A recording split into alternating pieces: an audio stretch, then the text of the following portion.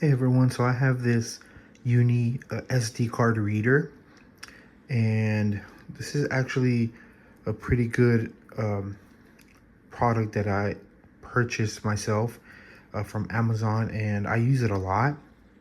And you can see here, this is where the SD card will go in, and then this top one right here is for the micro SD. And so what you do is you put the SD card in here, and this one is USB-C, so you can plug it into your phone, your iPhone, Android. If you want to transfer pictures, videos, you can just put the SD card or save it from your phone to the SD card. You can do either one.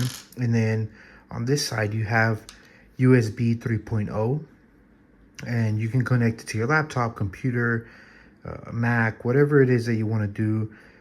Transfer videos, files, pictures from your phone to computer, or from your computer to your phone.